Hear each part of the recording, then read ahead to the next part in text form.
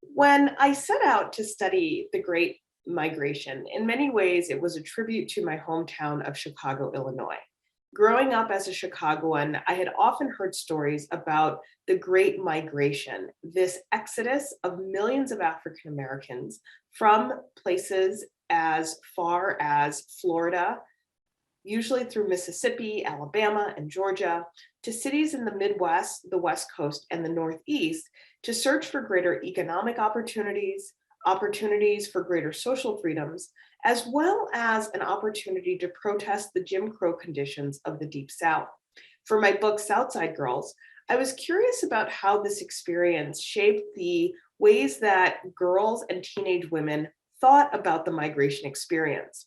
Often, when we think about who makes history and who has the opportunity to write history, we rarely think of children. And one of the contributions of the history of childhood and youth is to reimagine experiences from the perspective of young people. This book, in many ways, was my way of trying to understand what happens to people who are often put in the position of observer to history rather than people who get to drive the experience. How do we value and embrace their perspectives as well? So, from that research on young people, I started to think more deeply and critically about what the Great Migration meant for the people who participated in it. What did it mean for the people who stayed behind in the South, and how it changed our common sense understanding about race and place and region in the United States. So, some of the things that we know about the Great Migration is that Southern migration changed the demographics of American cities.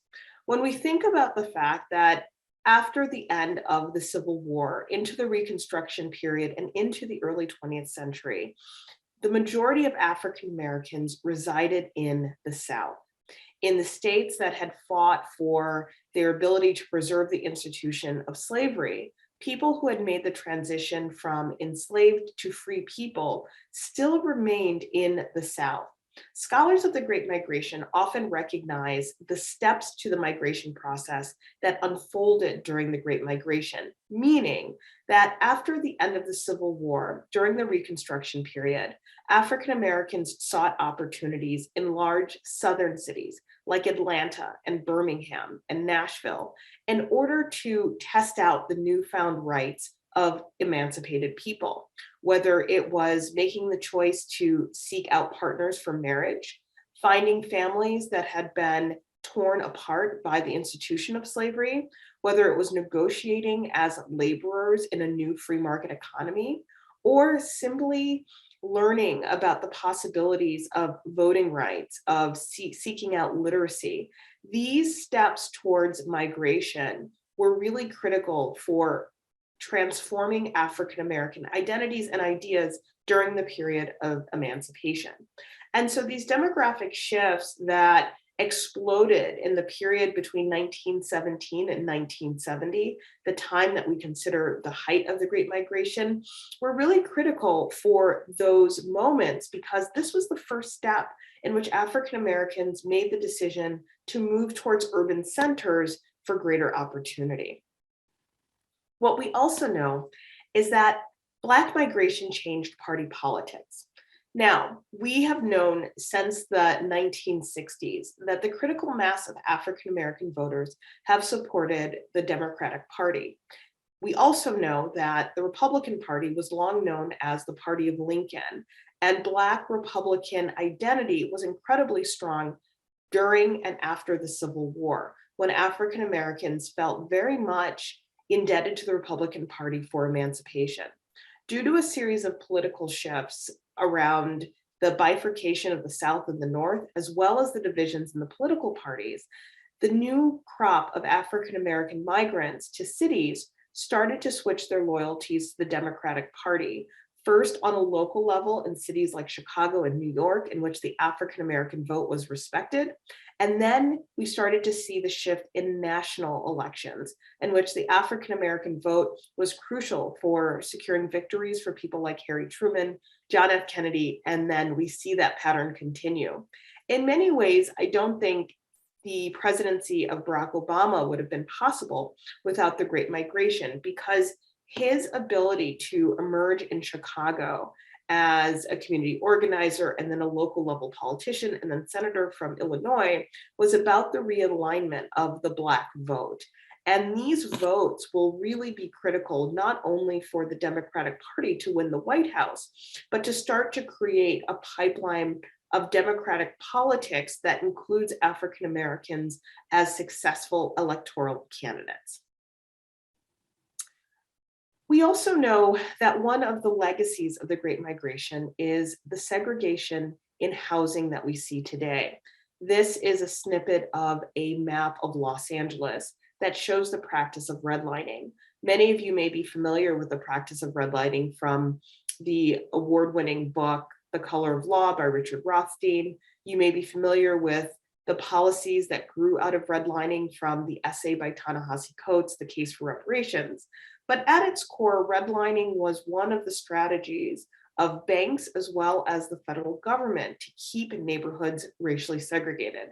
On this map, you see the color red as an indicator of a mostly Black part of Los Angeles that wouldn't be accessible for the kind of development funds and bank lending necessary to keep communities strong.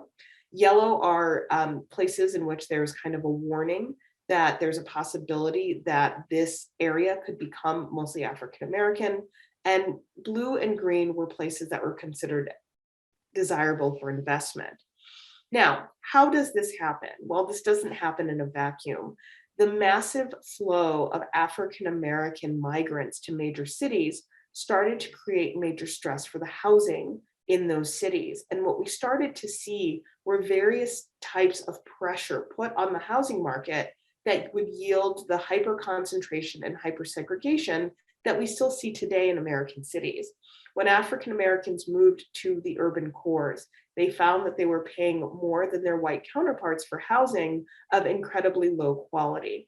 And housing has still remained one of the greatest challenges, not only in terms of building wealth and closing the racial wealth gap, but understanding the composition of communities and the ways they contribute to resources and possibilities. And popular culture.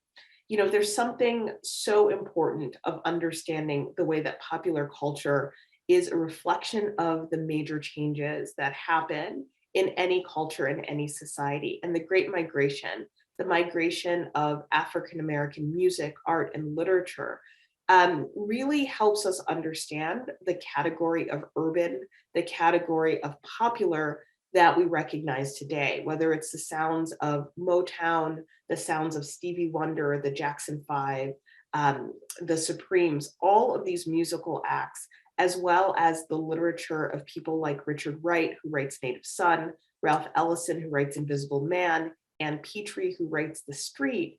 All of these different forms that are about the tensions that emerge when people who are considered outsiders of the urban experience migrate and have to grapple with the changes that they see. And we'll talk a little bit about that further.